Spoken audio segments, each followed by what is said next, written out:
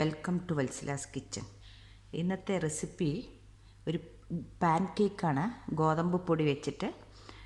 അപ്പോൾ അതിന് വേണ്ടിയിട്ട് ഞാൻ 250 ml കപ്പിൽ 1.5 കപ്പ് ഗോതമ്പ് പൊടി എടുക്കുന്നുണ്ട്.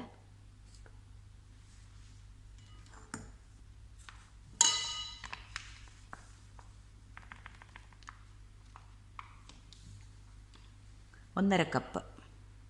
ഇനി ഒരു മിക്സി ജാർ എടുത്തിട്ടുണ്ട്.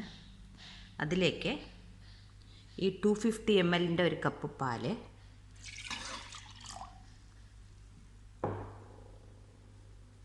ഒരു എഗ്ഗ്,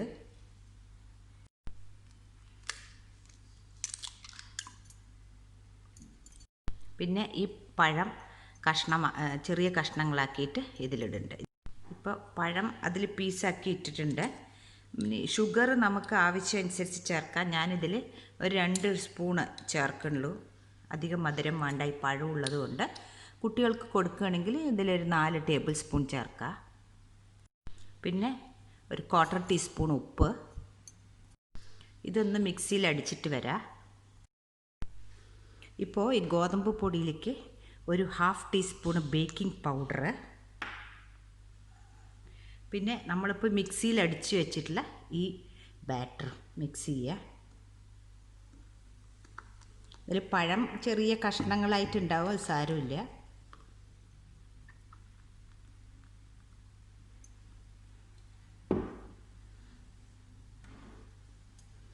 പിന്നെ നമുക്ക് ഒരു ടീസ്പൂണ് വനില എസൻസ് ചേർക്കാം. അത് ആവശ്യമുള്ളവർ ചേർത്തിയാൽ മതി, നിർബന്ധമില്ല.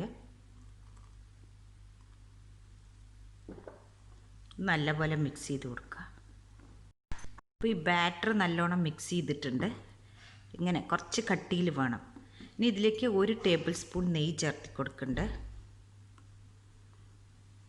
പിന്നെ ഷുഗറിൻ്റെ കാര്യം ഞാൻ പറഞ്ഞല്ലോ, ആവശ്യമുള്ളവർക്ക് അധികം ചേർത്തി കൊടുക്കുക. ഇത് ഒരു ഈവനിങ് സ്നാക്കായിട്ടോ ബ്രേക്ക്ഫാസ്റ്റായിട്ടോ ഒക്കെ ഉപയോഗിക്കാം. വളരെ ഹെൽത്തി ആയിട്ടുള്ളൊരിതാണ്. ഞാനിപ്പോൾ മൈദയല്ല ചേർത്തിരിക്കുന്ന, ഗോതമ്പ് പൊടിയല്ലേ. അപ്പോൾ കുട്ടികൾക്കൊക്കെ കൊടുക്കാൻ വളരെ നല്ലതാണ്, ടിഫിൻ ബോക്സിലാക്കാനോ. പിന്നെ നമുക്കിത് ഉണ്ടാക്കിയെടുക്കാം. ഇപ്പം ഞാൻ ഗ്യാസിൽ ഒരു ദോശ ചുടണ കല്ല് വെച്ചിട്ടുണ്ട്. അതിലേക്ക് നമുക്ക് ഗീയോ ബട്ടറോ എന്തെങ്കിലും തടയി കൊടുത്താൽ മതി, ഓയിലോ. അധികം ചൂട് വേണ്ട.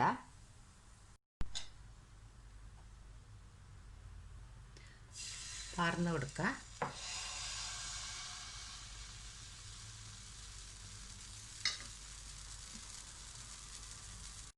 ഇതൊന്ന് അടച്ചു കൊടുക്കുക.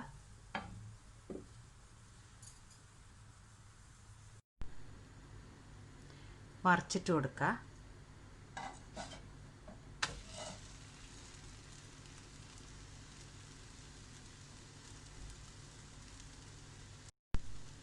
ഇതുപോലെ നമുക്ക് ബാക്കിയുള്ള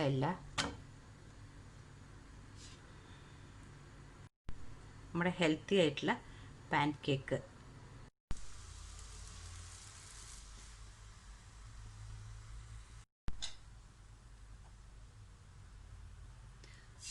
പാർന്ന് കൊടുക്കുക.